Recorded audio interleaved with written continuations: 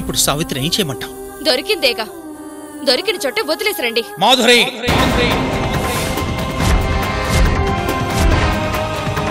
సావిత్రి మా కూతురు కాదు. అసలు నా కడుపునే పుట్టలేదు. దారిలో దొరికిన ఓ అనాథను తీసుకొచ్చి నా బిడ్డను చేశారు మీ అబ్బాయి. ఈ మగడ్డ ప్రసూనాంబ ఇలా కొడుకు చేతిలో మోసపోయిందా?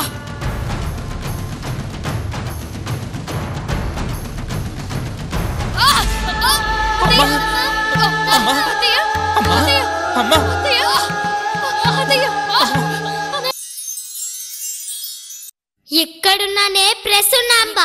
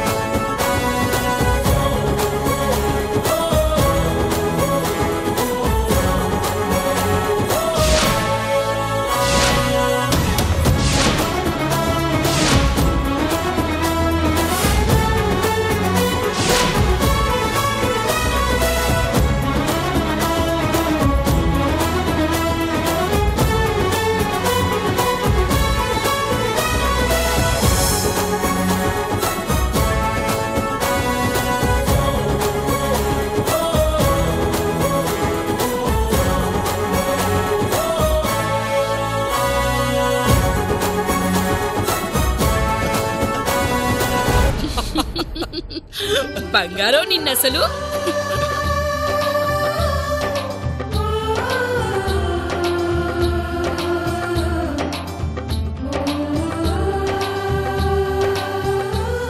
పెద్దవాళ్ళని అలా పేరు పెట్టి పిలుస్తావా? ఎవరు పెద్ద?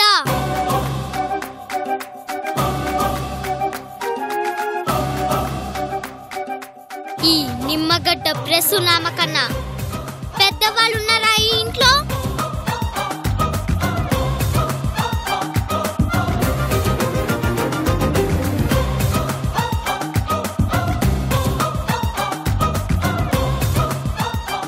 ఏం రాజశేఖర్,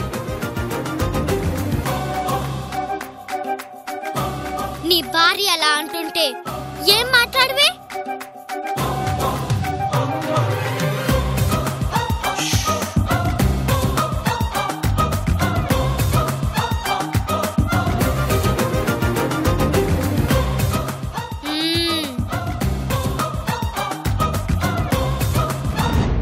ఈ నిమ్మగడ్డ ప్రసూనామ మాటకి ఎదురుండకూడదు.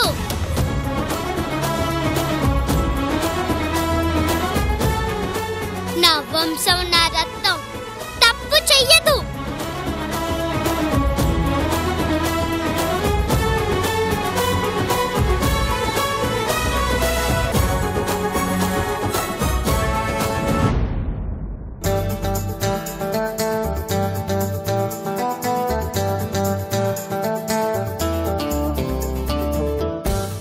ఏంటమ్మా ఈరోజు కలకలలాడుతున్నావ్?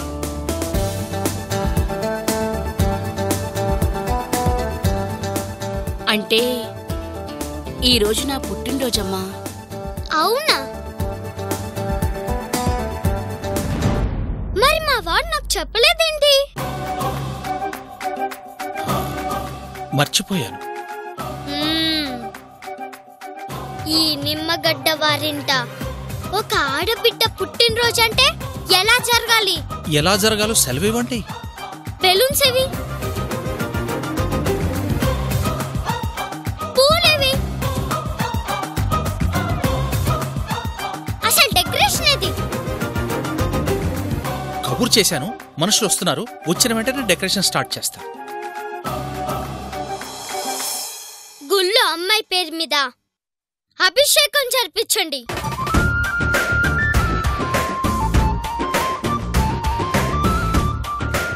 ఈ రోజు అమ్మాయికి నచ్చిన వంటలు చేసి పెట్టండి. పేదవాళ్ళకి అన్నదానాలు జరిపించండి. అలాగేనమ్మా, అలాగే. ఇదిగో అమ్మాయి, ఉమ్, ఇలా రా. ఉమ్. నీ పేరేంటి? నా పేరు ప్రసూనాంబండి. ఓ, నా పేరేనా? సరేలే. నీ పుట్టినరోజు నాడు పెద్దవాళ్ళ దగ్గర ఆశీర్వాదాలు తీసుకోవాలని తెలీదా? రా, వచ్చి ఆశీర్వాదాలు తీసుకో.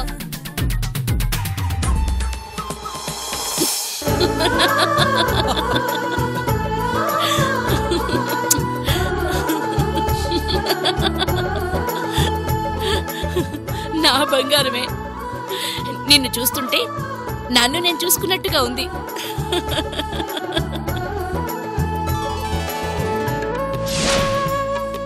నీలో నీలో నా రేపటి వంశం భవిష్యత్తు కనిపిస్తుందమ్మా.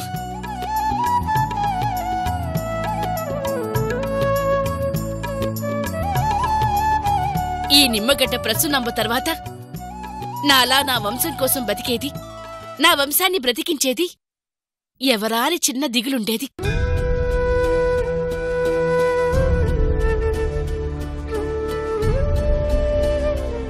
ఖచ్చితంగా ఖచ్చితంగా అది నువ్వేనమ్మా, నువ్వే.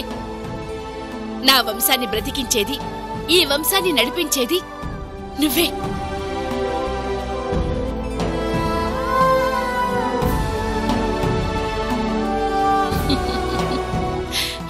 రాజశేఖర్, దీన్ని కని నా చేతుల్లో పెట్టావురా. ఇదే ఈ వంశానికి నిజమైన వారసురాలు.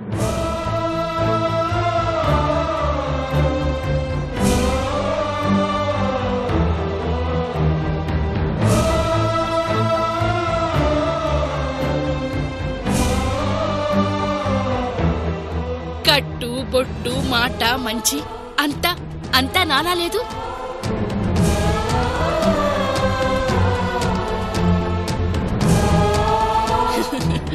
ఈ నిమ్మగడ్డ ప్రసూనాంబ 6 ఏళ్ల పాపైపోయినట్టుగా లేదు.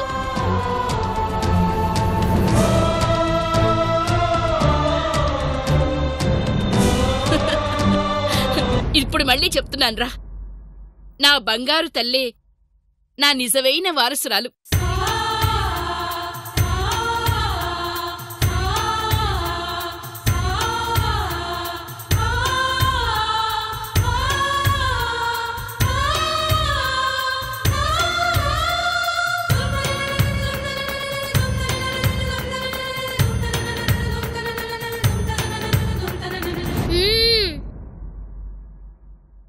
హనుమంతు, అమ్మా, ఏం చేస్తున్నారంతా? బయట డెకరేషన్ అయిందా?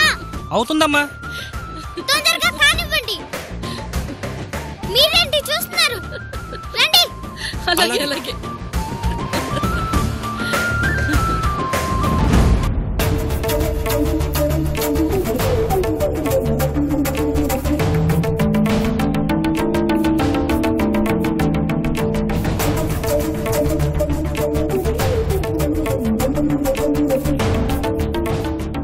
మా బావ బావుండాలని వాడు అభిమానంగా చేసే వ్యాపారాల్లో మనకు వాటా ఇస్తానంటుంటే అలా మాట్లాడతారేంటండి?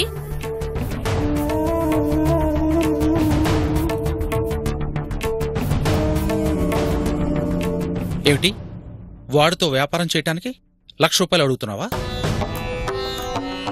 అవునయ్యా. అందుకే అయితే ఇవ్వను.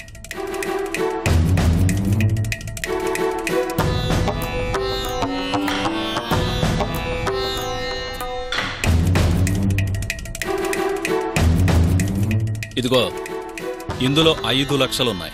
వాళ్ళకి కావలసిన నిజాన్ని చెప్పేసి నేనే ఆ డబ్బులు తీసుకుంటాను. వీళ్ళు డబ్బు కోసం పీకు తింటున్నారు.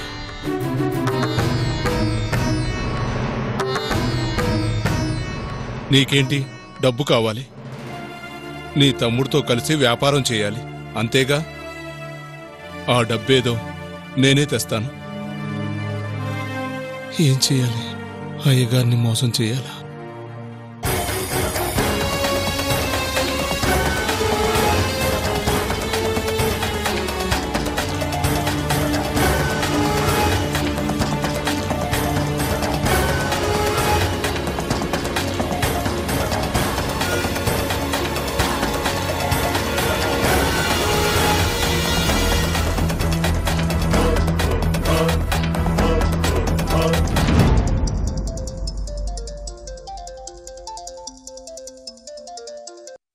హలో హలో ఎవరు?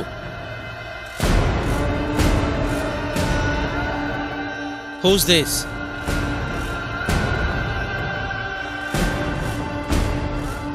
Speak out. హలో హలో ఎవరు? ఎవరంటే మాట్లాడరేమిటి?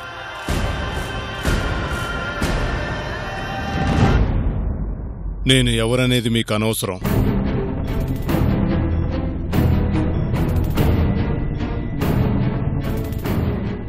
నాకొక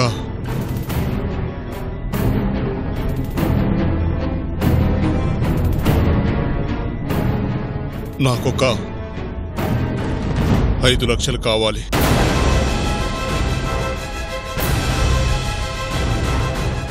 5 లక్షలా? నేనెందుకు ఇవ్వాలి?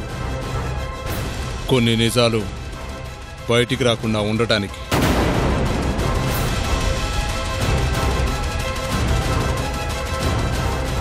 ఎవడ్రా నువ్వు? తమాషాగా ఉందా? ఎవరితో మాట్లాడుతున్నావో తెలిసే మాట్లాడుతున్నావా? తెలుసు. నిమ్మగడ్డ రాజశేఖర్ గారితో మాట్లాడుతున్నాను. మీరు తెలుసు, మీరు దాచిన రహస్యమూ తెలుసు.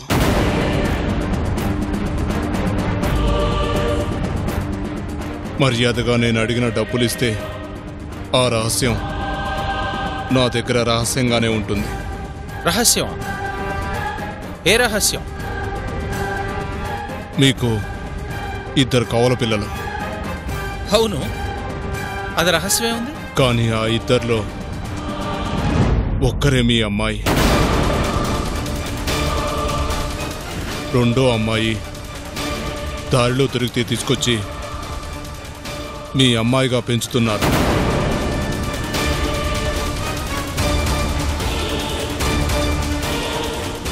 ఎవరు? ఈ విషయం నీకెలా తెలుసు? అదే కాదు, ఈ నిజం మీ అమ్మగారికి తెలిస్తే ఆమె బతకదని కూడా తెలుసు.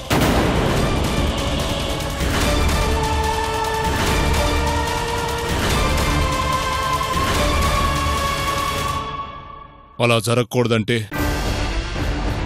మర్యాదగా నేను అడిగిన డబ్బులు నాకు ఇవ్వండి, లేదా ఇన్నేళ్లుగా దాచిన ఈ రహస్యం మీ అమ్మగారికి తెలిసిపోతుంది.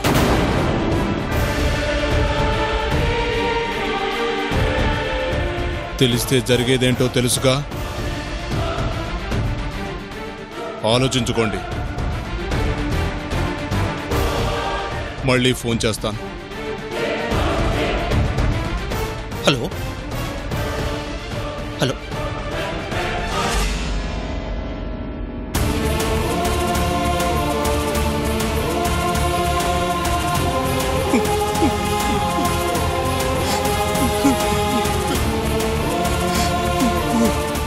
నన్ను క్షమించండి బాబు. తప్పనిసరి ఈ తప్పు చేస్తున్నాను.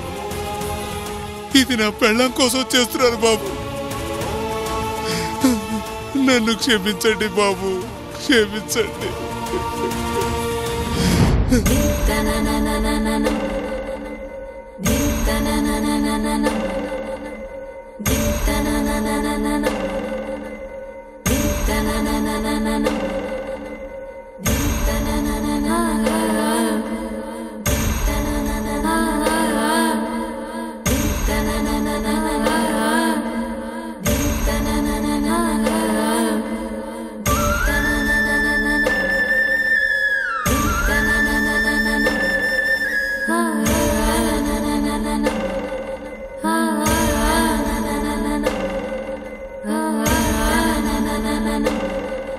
Ah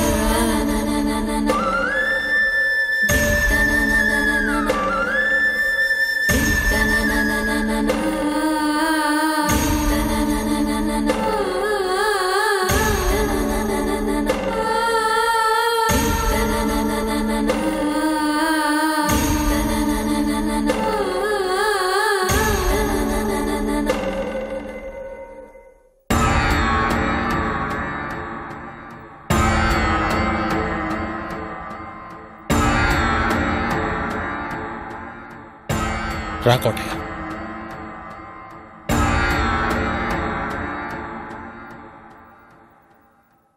కోటయ్య, నాకు ఫోన్ వచ్చింది. ఇంతకాలం ఎవరికీ తెలియదనుకున్న నిజం గడప దాటింది. ఆ ఫోన్లో ఏం మాట్లాడారో తెలుసా? సావిత్రి మీ కన్న కూతురు కాదు అన్న నిజం మాకు తెలుసు. ఆ నిజం మీ అమ్మకు తెలియకుండా ఉండాలంటే వెంటనే మాకు 5 లక్షలు అడిగారు.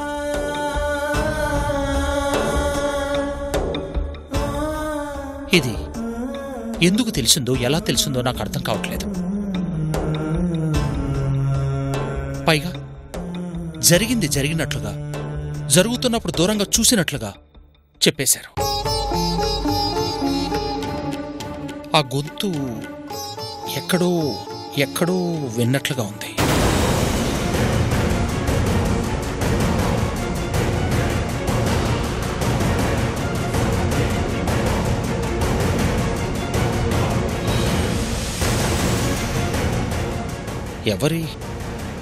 ఎవరి గొంతు అయి ఉంటుందంటావు?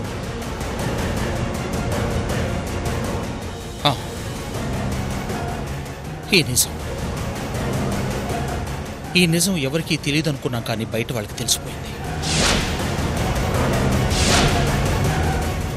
ఇది అమ్మకు తెలిసేలోపు 5 లక్షలు వాళ్ళ మొహం ఎదిరిసేద్దాం.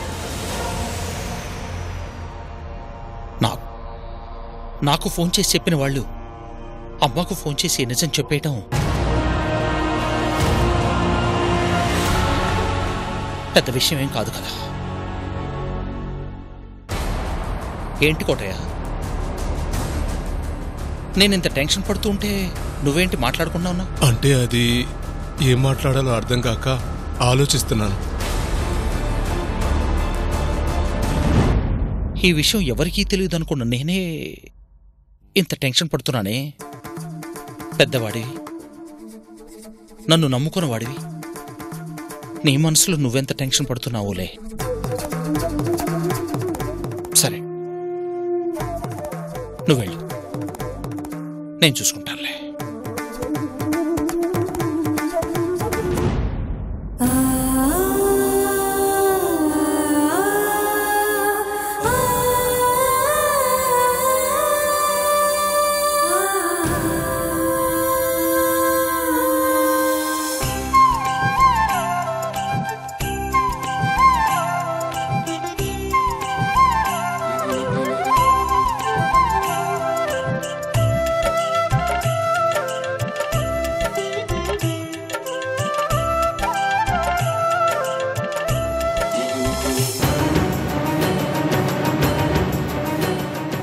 కోటయ్య, అయ్యా, ఆ ఫోన్ చేసినవాడు డబ్బు ఒక చోట పెట్టమని చెప్పాడు. త్వరగా వెళ్దాం పద. ఆలస్యం అయితే అమ్మో, అమ్మకు ఫోన్ చేసినా చేయొచ్చు. వెళ్దాం పద.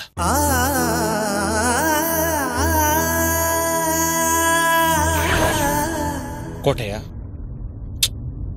అసలు నేనేం తప్పు చేశానని నేనెందుకింతగా భయపడాల్సి వస్తోంది? ఓ బిడ్డను నా బిడ్డగా చూసుకున్నాను, సమాజంలో నా కూతురుగా స్థానం ఇచ్చాను. అది తప్పేనా? ఒక మంచి పని చేద్దామంటే దాన్ని అర్థం చేసుకోకుండా బెదిరించి డబ్బులు వసూలు చేస్తున్నారు. అందుకే కోటయ్య, మంచి పనులు చేద్దాం అనుకుంటున్నా చేయలేకపోతున్నారు. అమ్మకు తెలుస్తుంది అన్న ఒకే ఒక భయాన్ని అడ్డుపెట్టుకుని మనల్ని ఇలా బ్లాక్మెయిల్ చేస్తున్నారు. పోన్లే కోటయ్య, డబ్బు పోయినా పర్వాలేదు, ఒక నిజం బయటికి రాకుండా ఉంటే చాలు. ఇలాంటి వాళ్ల కోసమని అమ్మను పోగొట్టుకుంటావా? బిడ్డను దూరం చేసుకుంటావా?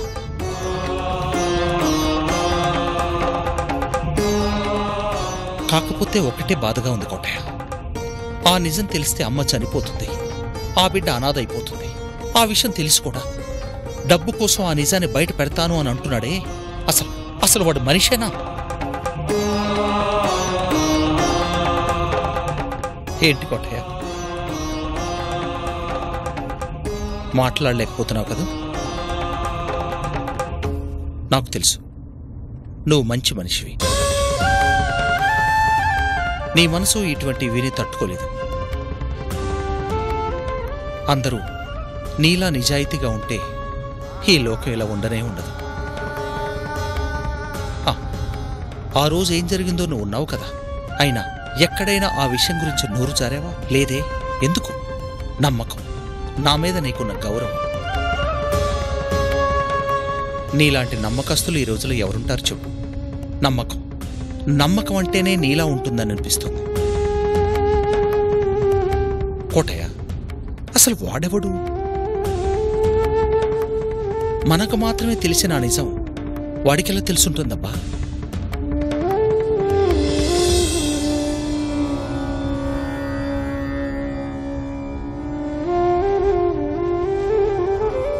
ఎంత ఆలోచించినా వాడెవడు అనేది మాత్రం అర్థం కావట్లేదు.